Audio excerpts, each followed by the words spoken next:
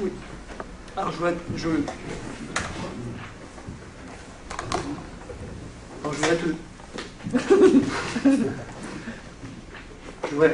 tout d'abord dire que je suis très heureux de participer à cette journée dédiée à René Scherrer. Et si mon propos donc se veut une sorte d'hommage à la philosophie de René Scherrer, il s'adresse avant tout à l'esprit de générosité qui anime cette pensée. Alors pour commencer, s'il est possible d'effectuer un parallèle entre l'anarchisme philosophique de René Scherrer et par exemple l'anarchisme épistémologique d'un Paul Feyerabend, dont on vient de parler à l'instant, en ce que l'un et l'autre opèrent un rejet comparable de la transcendance, je vais essayer de montrer en quoi, chez le premier, le souci de méthode est à la fois débordé et porté par ce que j'appelle ici une passion de l'immanence. C'est qu'en effet, si le rejet de la transcendance des idées platoniciennes par le premier consonne avec le rejet par le second d'une démarche consistant à prescrire aux sciences des règles de méthode jugées universelles, en revanche, ce commun anarchisme méthodologique déborde explicitement chez René Scherrer la seule pratique de la philosophie pour concerner un type de rapport au monde, précisément un rapport libéré du poids des arrière-mondes. Ce qui ne veut d'ailleurs pas dire que certaines des implications de ces implications-là ne puissent aussi être envisagées dans le sillage de Feyerabend. Autrement dit, cet anarchisme philosophique n'est sans doute pas assimilé à celui des poseurs de bombes, et René Scherrer y assiste à plusieurs reprises, mais il s'en faut de beaucoup qu'il soit sans rapport avec une anarchie, sans doute peut-être plus qu'un anarchisme politique. Il y a en effet une puissance du dehors qui irrigue toute la pensée de René Scherrer, et à partir de laquelle il construit ce que Deleuze et Guattari auraient appelé son plan d'immanence. Il y aura ainsi, chez l'auteur des Nourritures anarchistes, une forme d'anarchie à entendre, si l'on veut, comme le transcendantal même des anarchismes politiques, ce qu'on entend dans la définition non substantialiste qu'il donne lui-même de son anarchisme philosophique, lorsqu'il écrit, je cite, « L'anarchisme n'est ni isolable, ni organisable à la manière d'un parti, il pénètre toute pensée et toute action politique et philosophique. » Fin de citation. Raison pour laquelle je me permettrai un rapprochement avec la pensée de Max Stirner dans la dernière partie de cette intervention. Alors pour commencer, on peut faire remarquer que René Scherrer fait fréquemment subir à des notions traditionnelles un traitement qu'on pourrait appeler d'immanentisation, c'est-à-dire qu'il les réutilise après leur avoir fait subir le filtre critique de l'immanence, après les avoir soumises à un filtre critique qui serait celui de l'immanence. Ainsi en est-il par exemple de la notion d'utopie dont il va parvenir à sauver un usage possible en lui reconnaissant deux faces, l'utopie transcendante, trouvant sa source dans la Callipolis platonicienne bien sûr,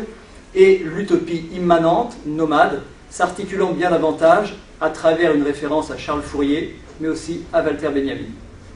S'il rejette la première, il considère pourtant qu'il n'y a pas à abdiquer politiquement devant un état de fait, au nom d'un quelconque pragmatisme politique, qui, certes, aurait au moins la vertu de nous préserver des violences exercées à l'encontre du réel, dans le cadre du schéma de dérivation théorie-pratique propre au modèle de l'utopie transcendante, car ainsi, donc si on en restait au pragmatisme politique, car ainsi, c'est le réel tel qu'il est qu'on conserverait. À cela, René Scherrer va donc opposer l'idée d'une utopie immanente, c'est-à-dire la non-résignation à un état de fait, pas contre le réel en tant que tel, certes, là se profilerait la menace totalitaire, mais simplement pour ouvrir sur un autre devenir, précisément vers d'autres possibles, dont le réel lui-même est riche, dans son épaisseur, pour peu qu'on soit prêt à s'ouvrir à l'événement, prêt à emprunter quelques bifurcations, à l'écart de l'autoroute temporelle, homogène et continue, comme on sait, de l'histoire des vainqueurs. C'est donc le réel lui-même, entendu comme devenir, qui serait utopie, loin qu'on doive se livrer alors à la moindre greffe sur un réel qui recevrait alors son sens et sa forme d'une transcendance conduite ainsi à le violenter. Je cite René Scherrer sur ce point, « Le devenir est le mouvement invincible de la vie immanente pour elle-même, le réel même, mais en un tout autre sens que celui d'un réalisme politique, un réel tissé de ses virtualités et non contradictoire avec l'utopie. En d'autres termes, il est cette utopie qui ne fait qu'un avec les passions, les désirs invincibles, incoercibles, résistant aux pressions, aux terreurs. Cette utopie que Fourier a refusé de nommer telle, car elle est bien, en face de tous les revêtements trompeurs, le réel tel qu'en lui-même il consiste et devient. Fin de citation. Cette utopie immanente se trouve par conséquent tissée au sein même des passions, des désirs, qui sont du coup intégrés au réel lui-même. On comprend donc que les passions tristes, pour parler le langage de Spinoza, au premier rang desquelles se situe le ressentiment, en empruntant cette fois à Nietzsche, ces passions donc se trouvent placées hors du réel lui-même, ou plutôt en position de transcendance par rapport à ce réel, en vue précisément de le juger. Une fois donc ces passions mutilantes écartées, il n'y a plus de passions qui puissent être jugées et ou condamnées, puisqu'aussi bien elles sont constitutives du tissu même du monde que nous expérimentons, elles en ont la teneur. Leur condamnation ne pourrait donc valoir que comme condamnation du réel en tant que tel, c'est-à-dire compte tenu cette fois de son épaisseur et des virtualités qui la tissent. Autrement dit, cela réinstaurerait une position de transcendance qui est précisément celle du jugement en tant que tel, ou comme l'écrit René Scherrer, je cite, « La justice utopique ne connaît que les passions et les attractions, leur composition, leur plein essor, sa fonction unique est de multiplier les liens sociaux. » Fin de citation. On entend déjà en cela quelque chose d'un rapport à l'autre envisagé sous l'angle de l'hospitalité, mais aussi et plus généralement quelque chose qui tiendrait à l'accueil à ce qui vient, envers ce qui vient, et qui relève du réel lui-même, entendu comme devenir, accueil qui n'est pas sans transformer en profondeur aussi celui qui reçoit. C'est que cette ouverture au monde, pour être effective, doit se réaliser dans l'immanence, c'est-à-dire sans s'accrocher à certains garde-fous qui, pour nous tenir à l'écart d'un éventuel danger, ne nous éloignent pas moins du monde lui-même à travers le maintien d'un écran entre nous et le réel, qui peut notamment prendre la forme de la personne. La transcendance, en effet, peut revêtir d'innombrables masques, comme René Scherrer l'indique explicitement lorsqu'il évoque les préjugés et les transcendances qui n'en finissent jamais de renaître de leurs cendres, et je cite à nouveau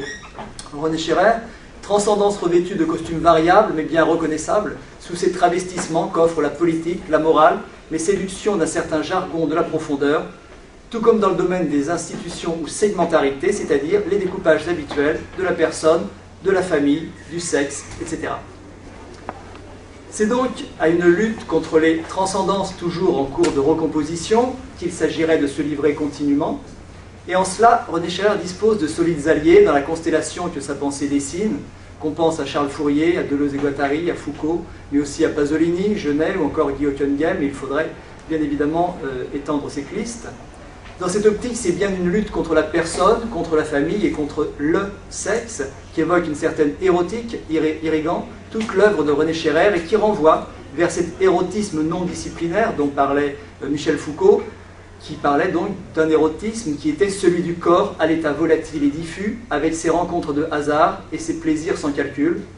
mais aussi on pourrait être également renvoyé vers cet éros collectif dont parlait Pasolini et qui fait signe vers les corps dans leur plus stricte immanence, comme lorsque dans sa correspondance, ce dernier évoque, dans une certaine indistinction avec leur milieu d'existence, les corps de ces garçons, Pasolini écrit, aux nuques cambrées, brillantes à contre-jour, où prend naissance une touffe de cheveux très dorés qui tombe en auréole sur le front ridé, sur un visage où la virilité semble tout entière émaner dans une senteur de sel et de cordage. Fin de citation. Mais encore, ferait signe donc vers cette beauté du métis qui évoque le beau livre de Guy Hockenheim, qui écrit « Enfant, j'appelais de mes voeux le ravisseur étranger qui m'emporterait dans ses bras, princesse raptée. Adulte, où déclarait-elle, je ne conçois d'amour que cosmopolite. » Fin de citation.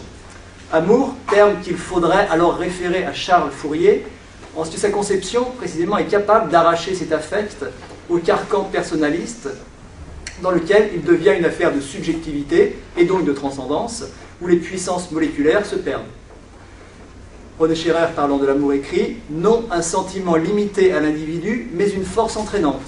dépassant les limites individuelles, celles de l'humanisme aussi, pour rallier l'homme à l'univers. » Fin de citation.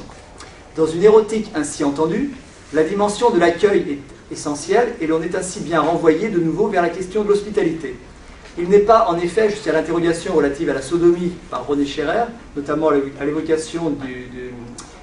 de l'évocation de Théorème, le film de Pasolini, qui ne puisse devenir l'instrument d'un questionnement relatif à l'hospitalité. Et cet angle d'approche me semble ici intéressant parce qu'il permet d'envisager l'hospitalité dans la plus pure immanence, en la purgeant d'emblée de tout ce qu'elle pourrait charrier de valeurs transcendantes, à commencer par celle de désintéressement. Précisément, j'évoque le passage de Pétrole, l'ultime roman de Pasolini, cité par René Scherrer au terme de son approche du film Théorème, dans Passage pasolinien, donc passage qui évoque l'absence de rapport entre celui qui possède et celui qui est possédé, façon pour nous ici d'envisager la sodomie comme une forme d'accueil précisément non personnaliste et que René Scherrer replace dans l'univers de la gnose manichéenne. Je cite Pasolini, le passage cité précisément par René. Alors, celui qui possède ne communique qu'illusoirement avec celui qui est possédé, parce que celui qui est possédé fait une expérience incomparable par rapport à la sienne. D'autre part, celui qui est possédé ne communique pas non plus avec celui qui le possède, parce que ce dernier ne se présente pas à lui comme une entité limitée, comme un individu. Et l'on ne peut pas communiquer avec le tout, parce que c'est le tout précisément qui possède à travers le pénis et sa violence. Fin de citation. On comprend donc que dans ce rapport, les dimensions du corps et de la conscience sont proprement inextricables, et surtout qu'elles explosent infiniment au-delà des limites de l'individuation, raison pour laquelle c'est aussi bien celui qui offre ici l'hospitalité qui pourrait verser des larmes de reconnaissance, comme l'écrit Pasolini. Tout le corps dont la conscience de l'intérieur est illimitée, parce qu'elle coïncide avec l'univers, est entraîné par la violence avec laquelle celui qui possède se manifeste et ne connaît pas de pitié. Mais ce caprice aussi est merveilleux, innocent, et laisse celui qui est possédé dans un état d'attente qui le remplit encore de reconnaissance, lui arrache des larmes purificatrices. Fin de citation. Il devient donc à présent possible d'envisager directement la question de l'hospitalité telle qu'elle traverse l'œuvre de René Scherrer, c'est-à-dire en la plaçant d'emblée à l'écart des valeurs transcendantes, notamment comme celle d'altruisme. Alors si Proudhon reconnaît certes que l'hospitalité peut se résoudre complètement, ne peut se résoudre complètement dans ses traductions juridiques, en revanche, il situe cet insuppléable qui déborde le droit du côté d'une certaine contingence, d'un simple sentiment qu'il arrive à Proudhon de rapprocher de ce qui fonde la simple aumône, ce que réfute précisément René Scherrer, en comprenant donc ce surplus, comme relevant bien plutôt de la passion. Et donc je cite sur ce passage René Scherrer, la tâche qui semble revenir à la passée contemporaine est l'exploration systématique et non seulement subjective au sens d'arbitraire de ce reste qui fait de l'hospitalité non un rebut, mais un diamant d'éclat inaccoutumé. L'hospitalité, oui, est bien du côté des affinités personnelles électives, mais elle n'est pas pour cela à livrer à l'arbitraire et à l'inessentiel. Cet accident du juridique s'érige en substance, cette sympathie indécidable se fait la force attractive fondamentale sans laquelle aucune société ne serait plus possible, le simple plaisir qui l'accompagne à l'efficacité d'une passion incoercible. Fin de citation. Donc ce refus d'une résorption de l'hospitalité dans le domaine juridique constitue de fait cette passion hospitalière en puissance possiblement transgressive de la personne, par-delà la personne juridique pour commencer, mais aussi transgressive donc de la famille également ou du sexe. L'hospitalité est alors en passe d'inquiéter la clôture sur soi, propre aux identités figées, en ouvrant sur un dehors qui ne laisse pas inchangé celui qui reçoit. Cette ouverture radicale est d'ailleurs explicitement envisagée par René Scherrer à partir de la notion d'association chez Fourier. Je cite, « L'association n'est que le mouvement de déconstruction de l'ancien ordre et de recomposition d'un nouveau. Selon le fil conducteur ou la boussole des attractions passionnelles, il n'y a plus de cellules fermées, mais des structures ouvertes à l'infini. » Fin de citation. C'est donc à la lumière. C'est à la lumière, en effet. C'est à la lumière de quoi? Non, c'est à cette lumière. C'est à cette lumière, en effet, qu'on peut réinterroger le passage cité tout à l'heure de Pétrole, puisque dans les mots de Pasolini évoquant la non-communication entre celui qui possède et celui qui est possédé, il n'y a aucunement négation de l'hospitalité à travers cette absence de rapport entre subjectivité, mais bien au contraire explosion des subjectivités dans le cadre d'un processus d'altération radicale. C'est ainsi que René Scherrer, après avoir évoqué les caractéristiques de l'hospitalité propre aux habitants de la cité de Sodome, peut rappeler la valeur paradoxalement principielle de la sodomie pour la conception de l'hospitalité en tant que telle. Je cite, « La sodomie et ce qui l'accompagne ou qu'elle implique restera jusqu'à nous par excellence la conduite sociale hospitalière, la voie vers l'autre en tant qu'étranger en son corps même, car elle favorise la réversibilité des rôles en une sorte d'identification de devenir autre. Fin de citation. Par le biais de la sodomie, par conséquent, quelque chose se dit d'une expérience de déprise à l'égard de la personne, de son cadre nécessairement limitatif, déprise qui est proprement constitutive de l'hospitalité considérée à partir de sa capacité à déborder les classifications de type juridique, ce que René Scherrer, sous l'éclairage de Fourier, ressaisit à travers la capacité propre au jeu hospitalier de réveiller les passions qui restent en sommeil, c'est-à-dire donc d'être l'occasion du débordement constant de la personne et non l'expression d'une personne ou d'un caractère déjà formé et fixé une fois pour toutes. On retrouve ici, dans une déprise de soi non désintéressée, le caractère passionnel de l'hospitalité, en ce que celui qui s'y livre en ressort enrichi, y puise un surcroît d'être qu'interdit le repli sur soi, ce qui indique le sens très particulier de l'égoïsme qu'on peut envisager à partir de là, et que René Scherrer, empruntant également à Fourier, nommera un égoïsme composé. Je cite ce passage du livre de René Scherrer, de Zeus l'Hospitalier.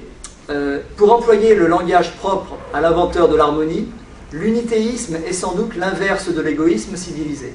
mais par composition de ce qui, en civilisation, forme les termes exclusifs les uns des autres d'une disjonction.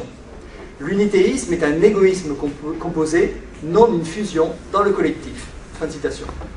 Parvenu en ce point, on peut se demander, pour finir, si en cela on ne rejoint pas quelque chose de cette association des égoïstes prônée par Max Stirner. En effet, lorsqu'on évoque la pensée stirnerienne, il est fréquent que le privilège accordé au moi par l'auteur de l'unique en vienne à faire barrage à l'écoute de ce que dit vraiment au fond Stirner et qu'on ne l'associe pas spontanément au concept d'hospitalité, considérant plutôt sa philosophie comme relevant d'une certaine forme de solipsisme. Évidemment, il ne saurait être question ici de nous lancer dans une présentation détaillée de la pensée de Stirner, qui pourtant, à bien des occasions, entre dans un rapport de féconde résonance avec la pensée de René Scherrer, comme avec celle de Charles Fourier, mais on pourrait peut-être au moins évoquer la conception du moi qui traverse l'unique et sa propriété, de façon à juger si en cela, on est vraiment éloigné d'une conception de l'hospitalité telle que René Scherrer peut lui-même la défendre. C'est qu'il ne faut pas oublier que chez Max Stirner, si le moi est à regagner d'une certaine façon, en le libérant des spectres et autres fantômes venus l'obscurcir, ce mouvement s'accompagne indéfectiblement de celui qui consiste ni plus ni moins en une dissolution du moi. C'est donc à travers une lutte contre tout ce qui masque le véritable moi et qui s'apparente à diverses formes de transcendance, formes extérieures pour l'enfant, intériorisées pour le passage à l'âge adulte, que la désaliénation s'effectue. En cela, cette lutte pour l'émancipation du moi s'apparente à un combat pour la reconnaissance de son caractère strictement immanent, jusqu'ici seulement recouvert par certains avatars de la transcendance, variables selon les périodes historiques comme l'État, la société ou l'homme. Le moi stirnerien survivrait donc derrière ces différents masques, mais de façon spectrale et donc inaperçue, la vertu de désintéressement notamment pouvant empêcher la reconnaissance d'un intérêt bien réel et sous-jacent, témoignant pour l'irréductibilité de l'égoïsme qui nous constituerait. Cela dit, avant de conclure trop vite à la clôture sur soi du moi stirnerien, il conviendrait d'envisager son statut effectif, indissociable de ce mouvement de dissolution qu'on vient d'évoquer et qui conduit à l'apparenter à un simple point désubstantialisé. Je cite Max Stirner sur ce point. « Je suis donc le noyau qui doit être libéré de toutes ces enveloppes, de toutes les écales qui l'enserrent. Que reste-t-il quand je me suis libéré de tout ce que je ne suis pas? Moi seulement et rien que moi. » Fin de citation. On connaît la position de Deleuze quant à ce reste résistant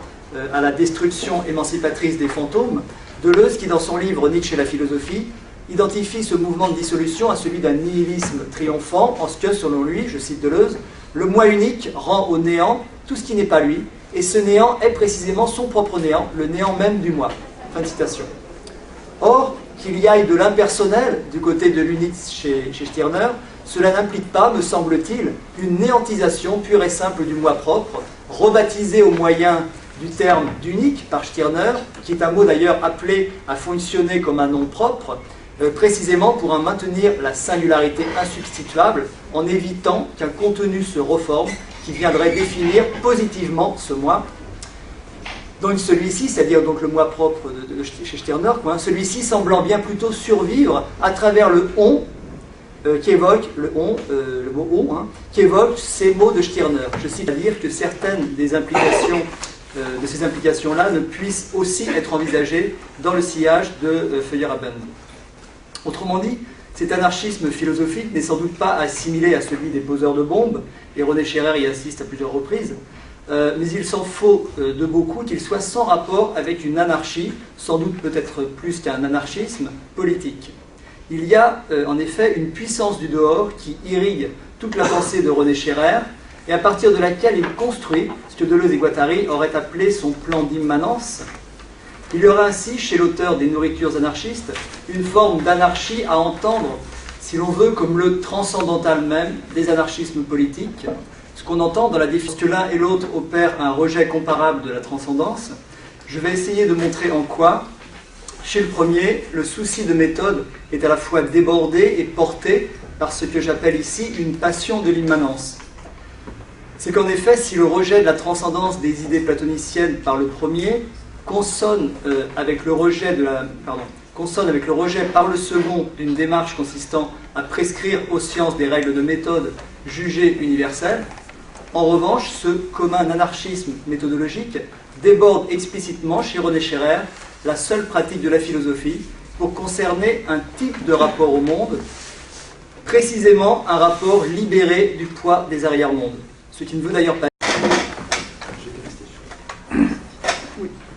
Alors je voudrais